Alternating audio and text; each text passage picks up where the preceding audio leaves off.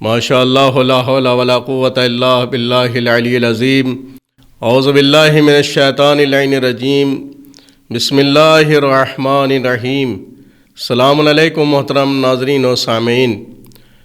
ولادت جناب علی اکبر علیہ الصلوۃ والسلام کا موقع ہے۔ اس موقع کے اوپر ہم تمام ناظرین و سامعین کی خدمت میں تہنیت و مبارکباد پیش کرتے ہیں۔ جناب علی اکبر شفیع پیغمبر کی آمد ہے۔ جتنی بھی ہم خوشیاں منائیں وہ کم ہیں، جتنا بھی اظہار مسرت کریں وہ کم ہیں۔ آپ کا احسان ہے اسلام کے اوپر، بڑی قربانیاں دی ہیں آپ نے اسلام کے لیے۔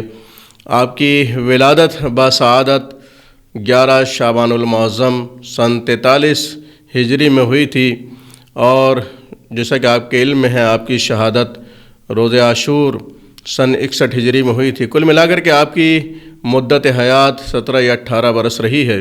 اس مختصر سی مدت حیات میں آپ نے کارہائے نمایاں انجام دیے۔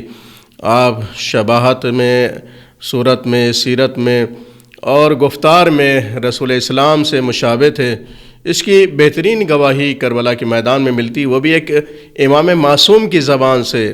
یہ کوئی معمولی بات نہیں ہے کہ ایک امام معصوم کسی کے لیے کہے کہ خدایا گواہ رہنا، میں اس قوم ذفقار کے لیے اب اس جوان کو بھیج رہا ہوں کہ جو سیرت میں، صورت میں، رفتار میں، گفتار میں تیرے رسول سے مشابہ تھا۔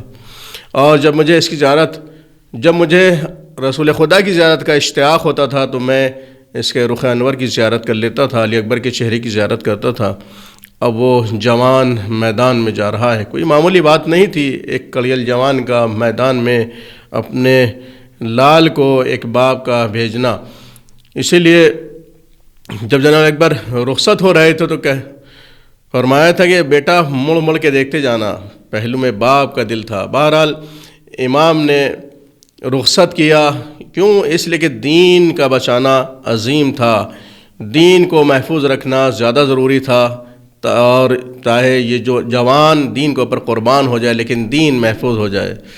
جناب علی اکبر اپنے بابا سے اجازت لے کر کے میدان کارزار میں گئے اور بہترین شجاعت کا مظاہرہ کیا، اور یہ بھی بتایا کہ میں کس کا بیٹا ہوں، کس کا پوتا ہوں۔ رجس کے شروع میں بھی بتایا اور آخر میں بتایا کہ میں علوی ہوں۔ آپ ذرا ملاحظہ فرمائیں کہ کس شان سے جناب علی اکبر نے میدان کارزار میں 3 دن کی بھوک و پیاس میں رجس خوانی کی ہے۔ آپ نے فرمایا کہ انا علی ابن الحسین ابن علی نحن و بیت اللہ اولا بالنبی واللہ لا یحکم فینا ابن الدعی اطعنکم بالرمح حتی ینسنی اضربکم بالسیف حتی یلتوی ضرب غلام ہاشمی علوی۔ یہ اس انداز سے آپ نے رجس فراز، جس کا مطلب یہ ہے کہ میں ہوں علی ابن حسین ابن علی، خدائے کعبہ کی قسم ہم پیغمبر کی جانشینی کے لیے اولا ہیں، ہم زیادہ حقدار ہیں کہ پیغمبر کی جانشینی کریں۔ خدا کی قسم نامعلوم باپ کی اولاد ابن زیاد ہم پر حکومت نہیں کر سکے گا، تمہارے اوپر نیزے کے اتنے وار کروں گا کہ تم خم ہو جاؤ گے، پسپاں ہو جاؤ گے، اور شمشیر کے ساتھ ایسی ضربیں لگاؤں گا کہ شمشیر مڑ جائے گی۔ یہ ضربیں علوی اور ہاشمی جوان کی ہیں۔ اس انداز سے جناب علی اکبر علیہ الصلوۃ والسلام نے رجس خوانی کی ہے کہ دشمن کے چھکے چھوٹ گئے تھے اور علمان الحفیظ کی صدائیں بلند تھیں۔ جناب علی اکبر رجس پڑھتے جاتے تھے اور حملہ کرتے جاتے تھے۔ جناب علی اکبر کڑیل جوان، 18 برس کا سن کوئی معمولی بات نہیں ہے کہ راہ خدا میں آپ نے جام شہادت نوش کیا، اور یہ کوئی زبردستی اجبار نہیں تھا۔ یہ اس واقعے سے ہمیں پتہ چلتا ہے کہ جب راہ کربلا میں جناب علی اکبر نے خواب میں دیکھا کہ بابا، میں نے دیکھا ہے خواب میں کہ کوئی کہہ رہا ہے کہ یہ قافلہ موت کی طرف بڑھ رہا ہے، موت کی طرف یہ قافلہ بڑھ رہا ہے، کیا بابا ہم لوگ حق کے اوپر نہیں ہیں؟ کہا کہ ہم حق پر نہیں ہوں گے تو کون حق کے اوپر ہوگا، ہم حق کے اوپر ہیں۔ کہا کہ بابا اب چاہے موت ہم پہ آ پڑے یا ہم موت پہ جا پڑیں۔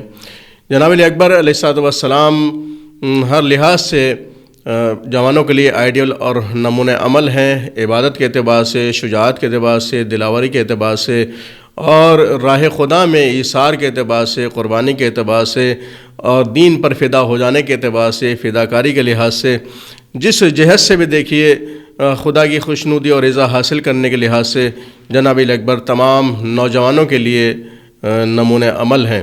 جناب علی اکبر جب کہیں سے گزرتے تھے تو آپ کے دیدار کے لیے لوگ رک جاتے تھے اور ٹھہر کر کے آپ کے رخ انور کا دیدار کرتے تھے، زیارت کرتے تھے، چاہے جناب علی اکبر ہوں، چاہے جناب عباس علیہ السلام ہوں، جہاں سے بھی گزرتے تھے لوگ اپنا کاروبار اور مشغلہ چھوڑ کر کے آپ کے رخ انور کی زیارت کرتے تھے۔ تمام نوجوانوں کو چاہیے کہ جناب علی اکبر کی ولادت کے موقع کے اوپر ان کی سیرت سے درس لیتے ہوئے اپنے کردار کو سنواریں اور سجائیں تاکہ دنیا اور آخرت بہتر ہو جائے۔ پھر سے ہم تمام ناظرین اور سامعین کی خدمت میں تہنیت و مبارکباد پیش کرتے ہوئے خدا حافظی چاہتے ہیں۔ وآخر دعوانا الحمد للہ رب العالمین۔